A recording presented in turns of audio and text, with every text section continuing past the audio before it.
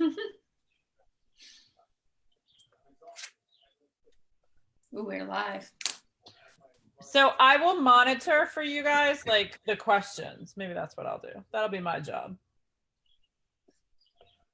We're live. Okay. Okay. Okay, great. Hey guys, welcome. Thank you guys so much for hopping on. I'm super excited to be here tonight. Please drop below in the comments if you are here live tonight with us or if you are going to be watching the replay. I'm really excited. This is my friend Kayleen. She is over on Instagram more. She runs Grass-Fed and Biohacked. She's like the queen of biohacking, you guys. She's like one of my favorite internet friends. It is the best that we get to work together.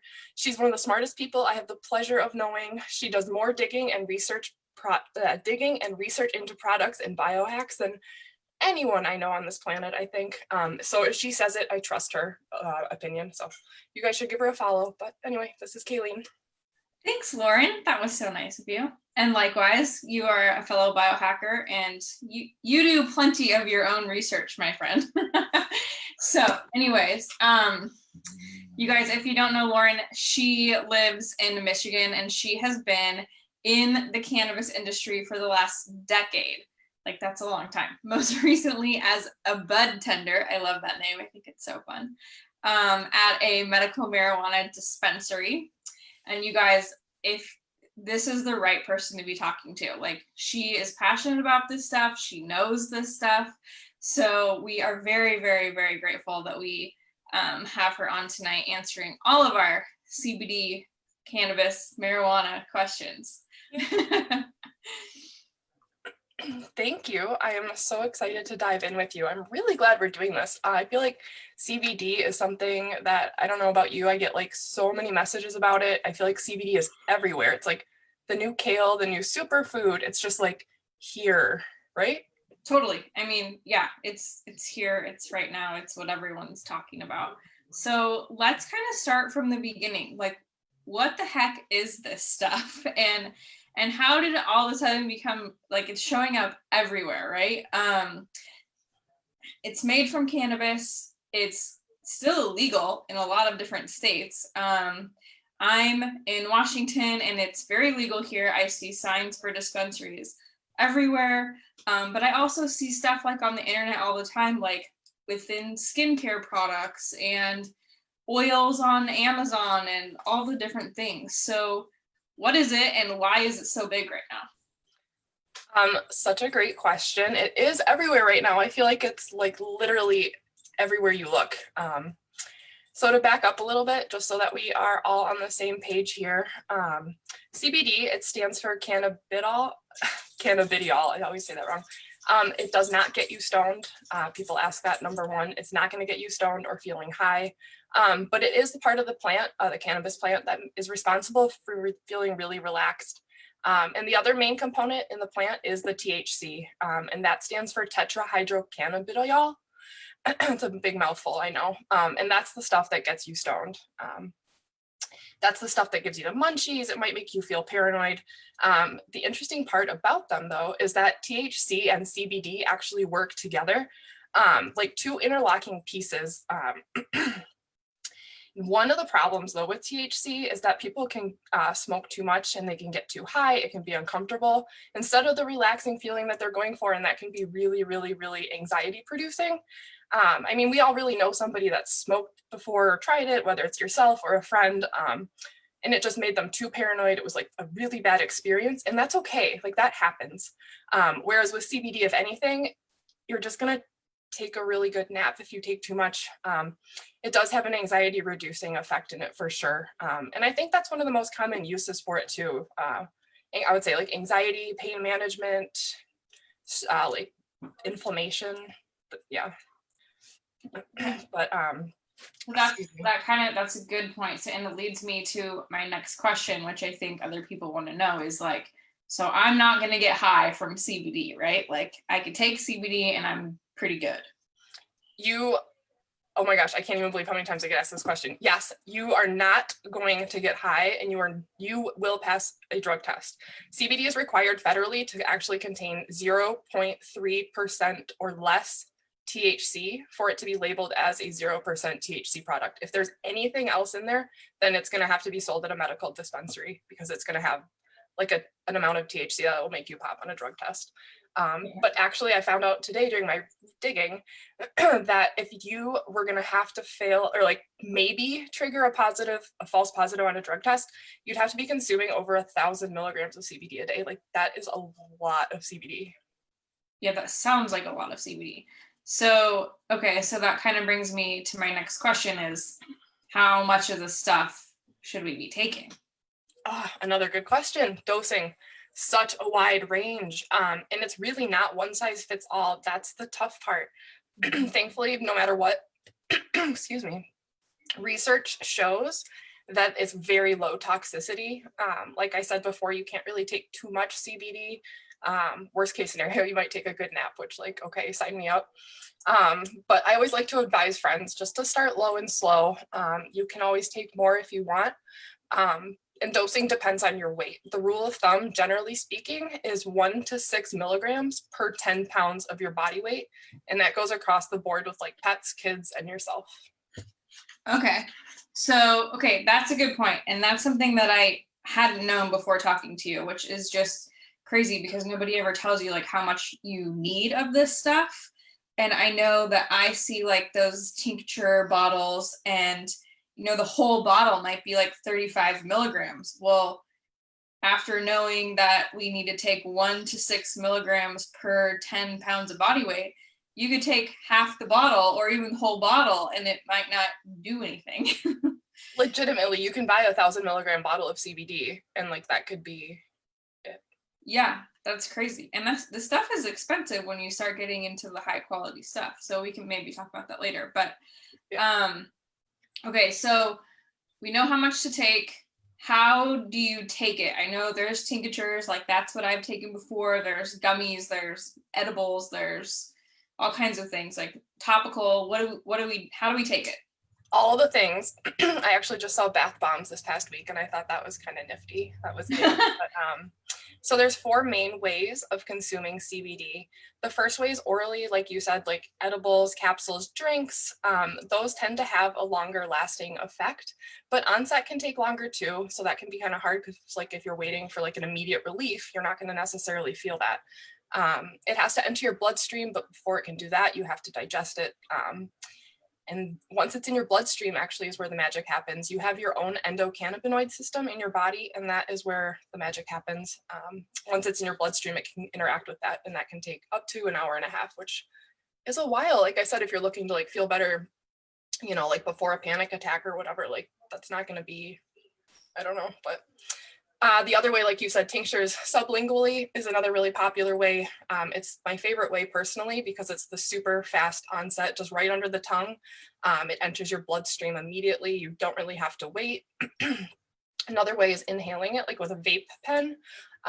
Another thing people are doing now too is growing like cannabis flowers specifically for their CBD. They're able to like modify flower to have like a really high CBD content and a really minimal THC. So that's another fun way of getting it in. The other way, the other most common way is topically, like with a lotion, like you mentioned also, or like a salve. These are really nice for like treating a specific spot. Like if you work out a lot and you like your elbow hurts, you can rub a lotion like right on your elbow. And that's nice because it can really go to the area within seconds and like relieve that pain and inflammation. But interestingly enough, when CBD is applied topically, it won't ever reach your bloodstream. It actually just interacts with whatever nearby cannabinoid receptors are around you to treat the pain right there. Oh, that is interesting. So it's really like spot treatment, like literally very spot treatment. Yeah. Okay, crazy. So how do we know like what brands to buy? Because there's stuff everywhere and it is overwhelming for sure. Yeah, and that's hard because like, not every product, excuse me, is created equally. And I'm going to drop the study in the comments after this, but there's actually a 2017 study. It was published in the Journal of American Medical Association journal. It suggested that only 30% of CBD products on the market are even accurately labeled, representing like what is in the bottle.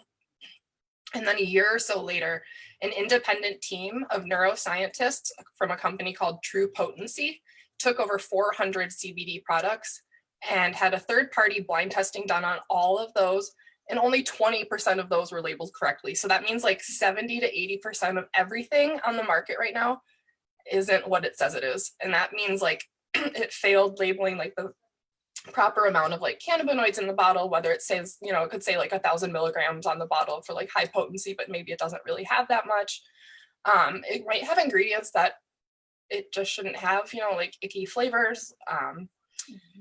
And that's kind of scary to me, you guys. Like, as someone who tries to be really careful with pretty much everything else I put in and around my body, like to put like something potentially super toxic, like sublingually under my tongue is like sketch.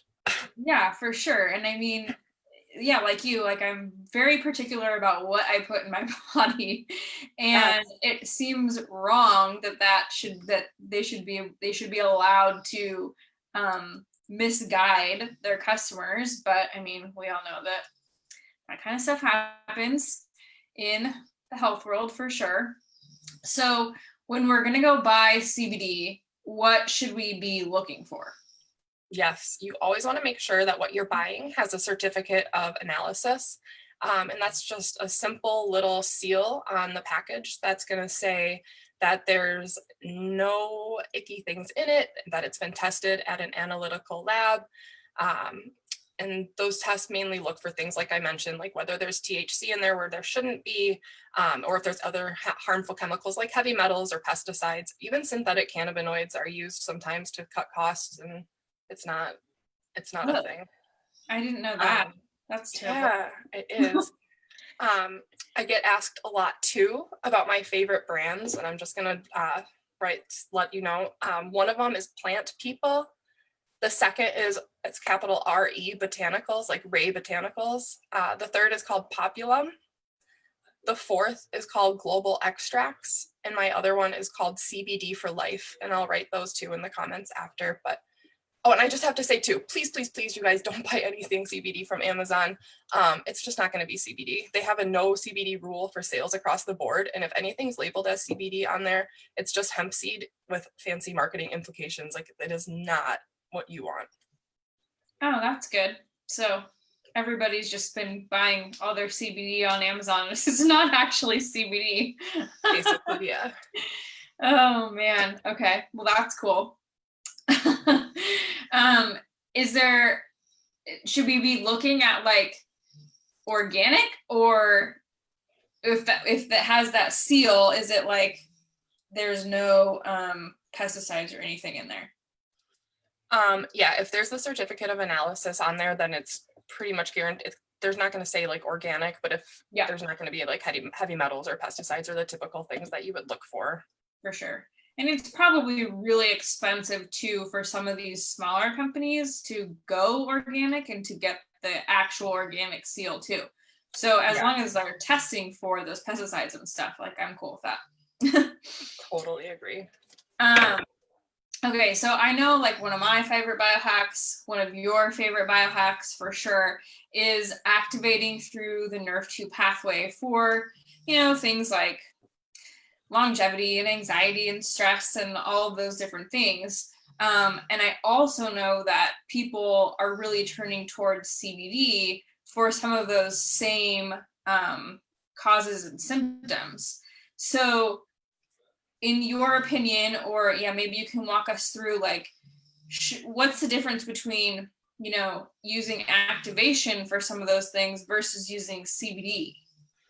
Yes, such a great question. And to be clear, you guys, I'm not hating on CBD. I really, really, really love how much it's coming into the spotlight. It's creating discussions, it's breaking barriers, people are talking about it. But in terms of overall general health efficacy, in terms of like cost, what's already been proven, the ease of all of it, to me, activation blows CBD out of the water, hands down, like no questions asked. It's just a no-brainer to me. But I'm also going to assume that if you're hanging here with us tonight, you've at least heard of activation on a baseline level. If you do want more information on what activation means, go ahead and drop below in the comments, and comment below me, or reach out to whoever brought you in here tonight and we can get you up to speed. So I don't want to get too into it out of respect for your time tonight because we're here to talk about CBD, but basically activation, or taking Nerf 2, like I know you and I are religious about doing, we are literally turning on our own genetics in our body so that it can produce its own antioxidants in the exact amount that your body needs, which to me is flipping incredible, because it takes the dosing guesswork totally out of it. Activation is proven to work by lowering oxidative stress, which is similar like inflammation, by 40% in 30 days. And there's 26 peer-reviewed studies too, which blows my mind. And over 200,000 hits on regarding oxidative stress on PubMed. And it's proven to be the root cause of over 200 ailments, like stress and anxiety and inflammation and pain and all the other things that people are just taking CBD to treat. You know, it's just crazy. And you can look that up all on PubMed. So I don't know, activation's just proven. Like there's articles, and to me as like a research digger, that is beyond valuable, because people can say, as you know, like what they want about what they have in their hands, and it might not be true, but like that's not the case here. Like it's clean. It's in terms of like heavy metals and pesticides, there's no worries there. And CBD just feels like a sort of snake oil right now, and it's frustrating. It's hard. Like it's just, I don't know, having the power in our hands to turn on genetics like we do with activation, in terms of where CBD can really only imitate our endocannabinoid receptors, or even like hopefully communicate with it if you like put it close enough, you know, like that's great, but that's not enough for me. You know, I want more from my products. So, and actually one last thing, CBD is actually only scientifically proven to treat a very rare form of epilepsy. So it doesn't actually necessarily like get to any other root causes. Oh, wow. That's crazy. So, I mean, I definitely think that there's still like a place for CBD, for sure. Like I still use it sometimes, but I do think that like, in terms of what you just said, maybe activation is really trying to get to like the root cause, and maybe using CBD for like a pain ailment that maybe you just have. Like, okay, I'm going to give you guys an example. I wasn't going to give this example, but because it's very personal. But when a couple years ago, I had a miscarriage and it was very painful.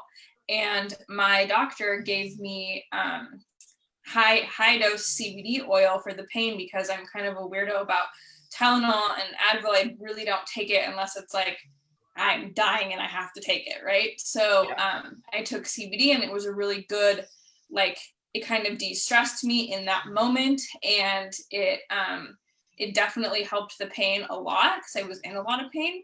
But that's kind of like one of those one-off situations where I don't need to take it every single day. I'm taking it for that one specific thing, but then I can use activation to really get to the root causes of everything else in my body.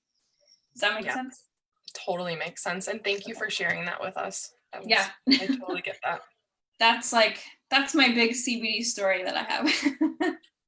So and not everybody has that. So, you know, that's worry. For sure. Well, this has been great. And we promise to keep this one kind of short and sweet, but if anybody else has any other questions for Lauren, just drop them in the comments and we can kind of get through those, or she can kind of get through those. And other than that, thanks, Lauren. This has been great. You guys, I hope you have a great night. Thanks so much, Kayleen. Yeah.